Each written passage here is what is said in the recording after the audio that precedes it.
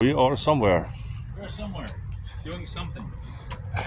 Oh, it's locked. We gotta go to the front door. Oh, They're of not course. expecting. We have a private tour. I believe. Oh,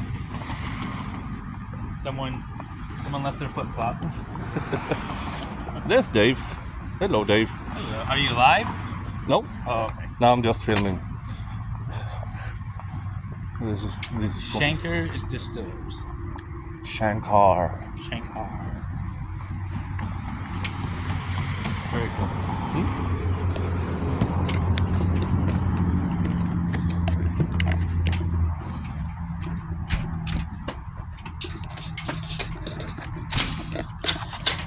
Beware of dog. That's awesome. Hello. Hello. Hello. How you doing? Good. Lena sent me. Who? Lena Anderson. Lena. Yeah. Yeah. Detroit Golf Club. Yeah. Yes, You yes. Scott? I'm Scott. Nice to meet you, David. You David. don't mind if we film, do we? Hi, Nick. No. All right. He's from Sweden. He's doing a little road trip thing for YouTube. So he's come all the way up from Texas and made a bunch of stops, and now he's touring around Michigan. All right. Yeah. So, but we thought he likes alcohol. I'm Well, Swedish. we can show you. Excellent. Yeah. Matt, you have time to give these guys a tour? Yeah, I mean, you think Timothy's going to call us? I'll handle it soon. I also need to help Rob with his dial time, but I can give him to him. Okay. I'm going to give you, this is Kyla. She's our master distiller. So Okay. if you want to talk about alcohol and distills. Do you guys sell this stuff in Sweden? He recognizes the label. Yeah, I recognize the eagle cork because I've seen it We somewhere. We shipped. A lady was importing it from us in stores in Florida, and then she brought it to Germany. So Oh, Germany. Maybe Germany, Yeah, you said. Germany. Yeah, because we sometimes drive over to Germany to buy more accessible. yeah. So Because- it made from there. Okay. But we don't just ourselves don't export it yet.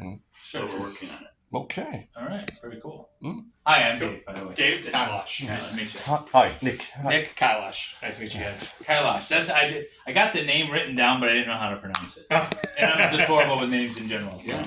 Yeah, no problem. Very cool. So, what are you guys doing at the Detroit Golf Club? You guys just hosting an event there or something? Yeah, we're hosting a tasting. Okay. There, just again, it's just getting more brand recognition, and then there's Sure. a lot of obviously. I'll get that. I'll get that. Cool. Okay. Yeah, I'll take you guys back. All right. Awesome. How long you guys been here? We just did our grand opening in July. Oh, all right. So we've been here for about. Go this way, right? Just all the lights are out. We've been kind of building out the distillery for the last 2 years. Okay. So you've been distilling for 2 years.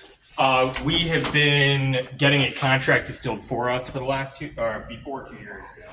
Oh, okay. And then now we're going to be distilling on site here. Nice. So this is kind of our tasting room. This is a nice setup.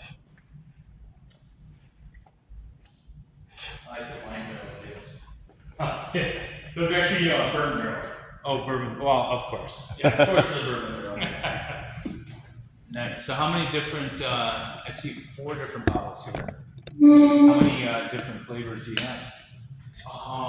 So we have, and I should know the number off the top of my head, our bourbon, our rye, barrel proofs and oak, our 102, our Detroit Reserve, and then our Heritage wine. Oh, I see a bunch Yeah. of them there in the bottom row. And then we also have a few we have 4 more, so that puts me at 11 different whiskeys.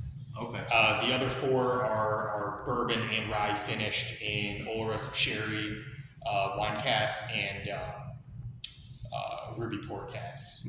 Okay. So, what's the best one? It's a good question. I'm not going to say what's best and what's not best, but I'll tell you what one of my favorites are. All right. There you go. The 102 Reserve is one of my favorites.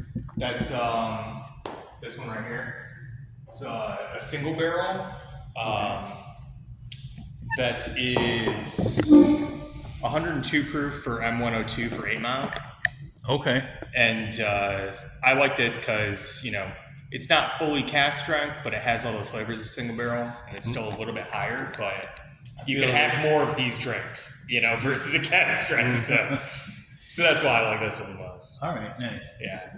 Aside from that, I mean, some of the best ones to some people would be all the finished ones. Those are like the premium ones. Okay.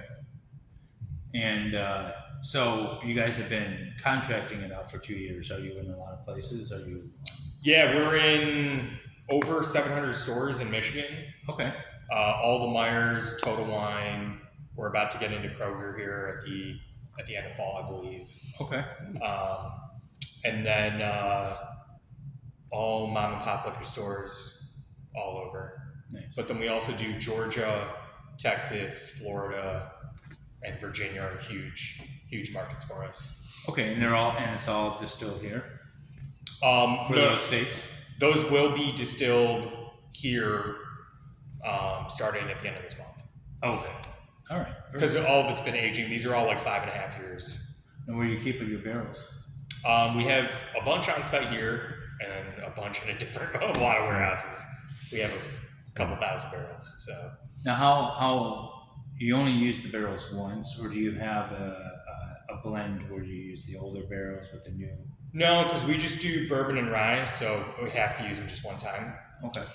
New barrels only. But then, we've given some of our barrels to like different breweries, like Brewery Vivant over in Grand Rapids is like using ours for their aged stouts. Okay. Yeah, that's quite common back in Sweden with our new Swedish distilleries that they then sell it or give it to the beer, the craft beer companies, so they can. Oh, that's interesting. Yep. And then we also do tequila that's coming here at the, I think the second week of September will be available in a lot of stores.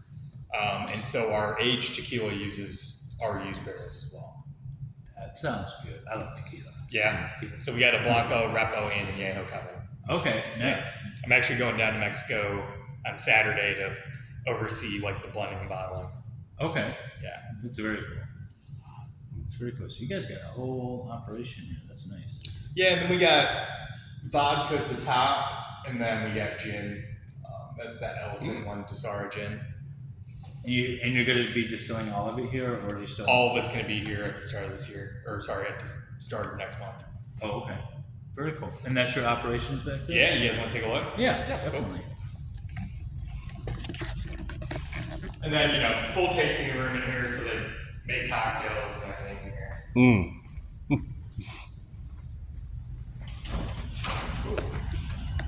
Thank you. Yeah, you. How are you? Yeah, you. Hello. Why is it so high? Well, I don't know anything about the distilling process. Is it like oil where you collect it at different temperatures? yeah, so we can do that off that tall column still. That's a continuous column. Okay. So it just has a really large capacity because obviously it looks different than this one right here. Yeah. This one you load up like once, per batch, you have to load it up. This one's continuous, meaning after I ferment everything, the fermentation gets pumped all the way to the top of this continuous column, and I don't have to shut it off. Okay. So there's not like batch by batch, and I can run through all my fermenters at once basically. It's tall not only for that reason, but also because we can make about 85% alcohol off of that. So it needs to be, have a lot of plates for it. And am I right? You feel like, yeah, it does look very cool. I noticed the big glass enclosure when we parked it. That was a lot of our construction was, this is just regular ceiling that we cut out and like up on it. Yes. So, I have no idea what the whole process is, if you don't mind. You want to go through from the start? Yeah. Cool. Start tea bottling some of the 102 that I was talking about. Oh, okay.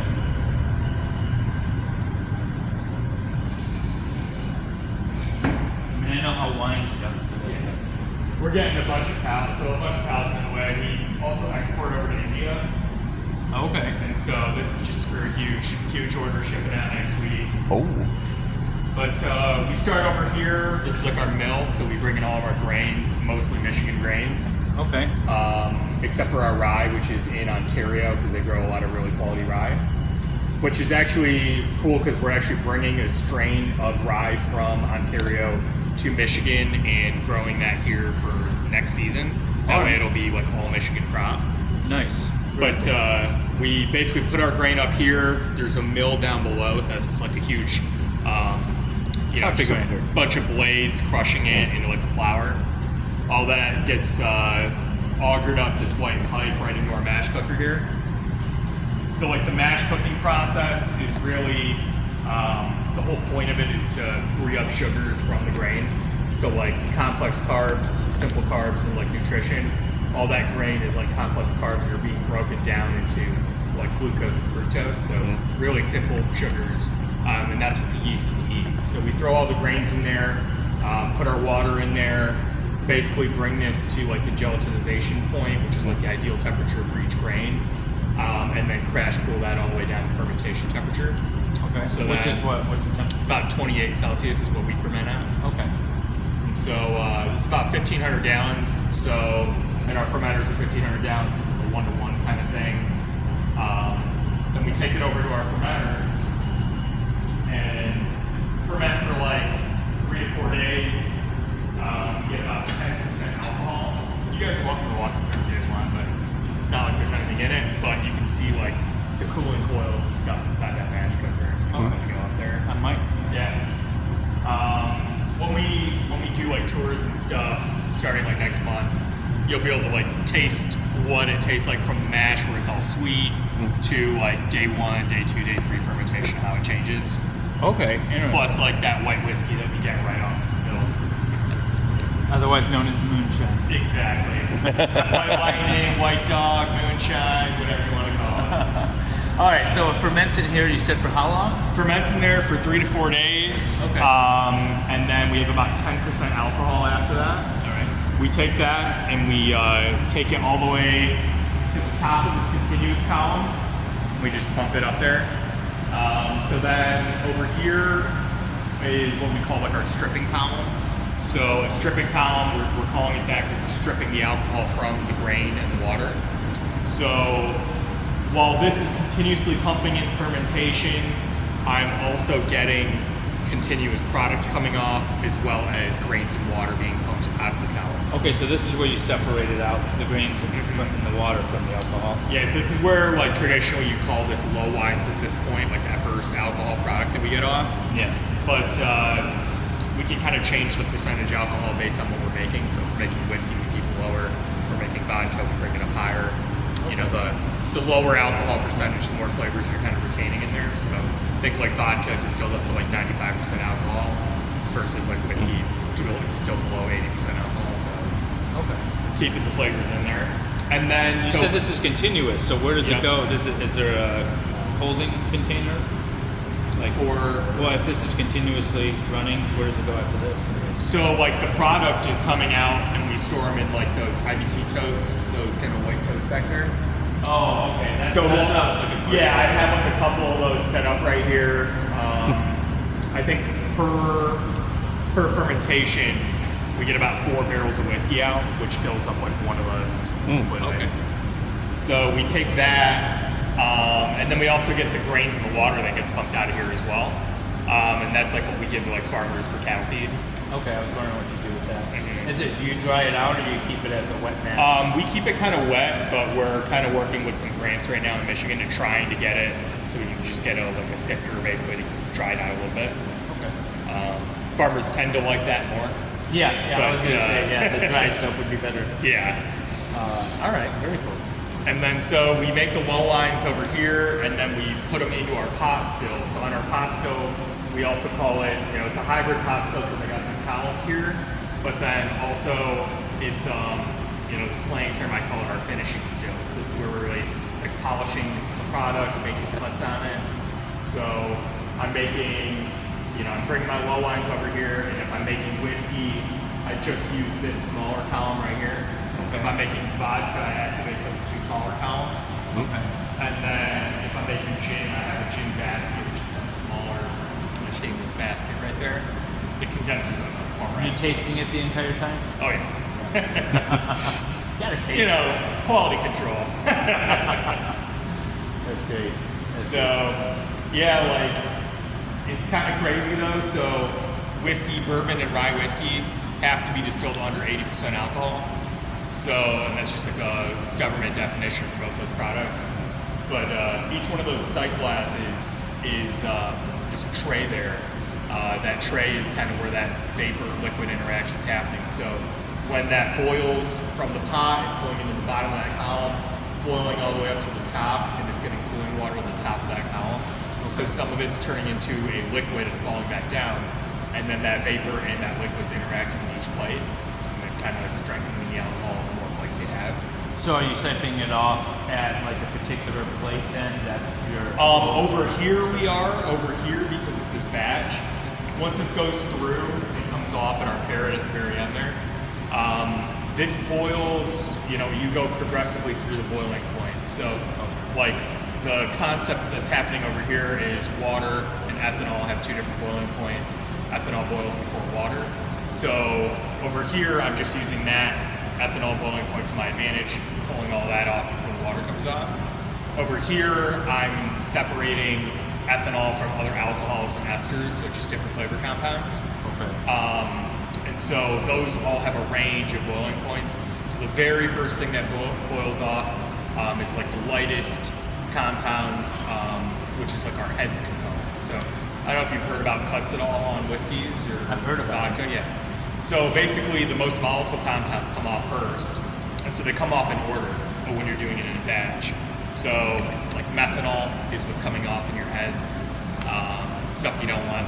Stuff that's not only not good for you, but doesn't taste good. Doesn't taste good, yeah. Yeah. And so then that boils off first. Then you kind of run into where ethanol is, and that's your parts, the majority of the stuff we're keeping.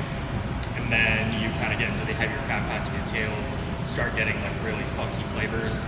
You cut that out as well. So like if we're making something clear like vodka or gin, those cuts are a little bit like sharper, just so it's like a ready to drink product. If we're making whiskey, bourbon or rye whiskey, you know, you leave a little bit of tails in that kind of like in the barrel are reacting and creating like new flavors over time. Okay, very cool. So, and what do you do with your cut-offs? Release them up into the atmosphere, or? No, I don't think the government will like that. Well, you do collect them. Do you sell them? We do collect them, so you can redistill them. So, like if we're making vodka, we can redistill them. Okay. Whiskey, you can redistill them. We don't really do that, but we can use them like as cleaners around here. Oh, and yeah, if we ever right. hit another COVID run again, then we'll be making hand sanitizers. So, Oh, at my last distillery, that's what we saved all of those heads. And so when COVID hit, we were like, all right, we have thousands of gallons of sanitizer we can make. So No, that's versus awesome. paying to get rid of it because it is a hazardous material because it's so flammable. Yeah, that's what I was wondering. Like, what do you do with all that? Because no, that's very cool. I like the hand sanitizer. It'd be a side business. It is, yeah. We need a new pandemic. It's basically, you know, your ethanol fuel. So, Yeah. you know. That's very cool. I don't know if I got your name on video. If you in your title, if you want to. Yeah, I'm Kailash Sivakumar. I'm the master distiller at Shankar Distillers. Awesome. Yeah. Awesome. That's very cool. So once it's once it goes through this process, then it goes in the barrels. Then it goes in the barrels. So if we're making our whiskeys, we have to distill them under 80% alcohol. So then we even add more water to that, proof it down. We put it in our barrels about 58% alcohol. Okay. So then it sits in that barrel. These are American white oak barrels here. These are used barrels right here just for tables. But American white oak, these are made in Kentucky from either Space Eye cooperage or Cane cooperage. We use a couple different cooperages, I guess. But char level 4 on the inside, so that's like the max char on the inside, typically the most common for bourbon and rye whiskeys. But then, we have that sitting here. About 5.5 years is where some of our products start. Like that's kind of our like minimum age. You know, we don't have age statements on anything other than the like single barrels, where we'll write on the side of the labels, this is when it was barreled, this is when it was bottled. But on all the small batch stuff, which is truly small batch, it's like 3 barrels, one to the other. Those don't have age statements, but they're all about 5.5-year whiskeys in them. Some of the cool ones we have though are like 8.5 years at this point. So. And so you've been making for a while then to get aged 8.5 years. Yeah. How long have you guys been making either? Well, you haven't been making here very long, but how long has the company been in business and distilling? I guess like we started in 2021. That's when Barchowski Shankar, the owner, started the company. Got super into bourbon. He's always been super into bourbon. Always wanted to do it. You know, it's a software company, and he was like, you know, I'm going to get into this right now. So at that point, started contract distilling a bunch out. Then we were able to acquire some barrels that were even older. Same mash bill recipe that we liked. Oh, okay. Yeah. So all of our stuff is like high rye bourbons, like 36% rye. So we love the complex flavor. Very cool. Yeah. And then where do you store the barrels, or where do you plan on storing them here? You know, my warehouse is a little dirty right now because we're just doing a bunch of bottling, but we have another warehouse in the back here. It stores all our raw materials, a lot of our bottle, components. But then we're probably going to store maybe up to 400 barrels here, and we're going to have to get a new building in like another, I would say, 6 months. And everything is hand bottled or hand labeled? Hand bottled. I don't know what you would call that if that's hand labeled, but they are hand labeling some stuff right They're now. hand labeling. Yeah, like that's the side label that I was saying where you can see the age statement. Oh, okay. And everything is heat shrink around the label Yeah. by hand. Yeah, you can see There's no that. automated system here. That's nice. Yeah, it's not really automated. It's all what I would call like semi-automatic. Yeah, semi-automatic with Yeah. human intervention. Exactly. Exactly. So what's the Eagle? Was there anything significant in the Eagle, or just it just looked cool because it looks cool? Yeah, well, it not only does it look cool, but so there's 2 eagles on here. This first one, I'll put it in the light over here for you. This first eagle on the actual label is a double-headed eagle, which was from, I know it's like a universal symbol across different countries and heritages, but in, Varchas is from Mysore, India. And in Mysore, India, that was like a symbol of the kings of Mysore. Okay. And so then you have the American eagle on the top, which kind of symbolizes his journey here, starting his software company, having that American dream experience, and that's where the American eagle comes in on the top. So it's kind of everything we're trying to do here is like an East meets West kind of culture. Nice. Which you probably could see in the tasting room, like all that stuff on the back it's called a jolly, and it's was actually made in India, and shipped over here just to kind of give that aesthetic. Very cool. Yeah. Cool. No, Made I like by that. hand, too. Really? Yeah. Nice. All those brass pieces bent by one guy with an anvil, a hammer, and a torch. All right. I like that. I like Yeah. the handmade aspect of everything. Yeah. That's very cool. So yeah, you can see a little bit back here, but it's not the best for film. But you can see I got a bunch of new barrels back there, ready to go for when we start distilling our whiskey. Nice. And you guys are going to be in operation, you said, at the end of the month? Yep, end of the month. You got a bunch of random bottles sitting back here? What do I have? Oh, those are just probably bottles I didn't make the quality control. Oh. Oh yeah, I see a. Oh no, I see a 2-headed eagle. Yeah. Oh, that's actually for our barrel proofs. Oh, okay. So our barrel proofs all get the double-headed eagle, Nice. just to kind of stand out a little.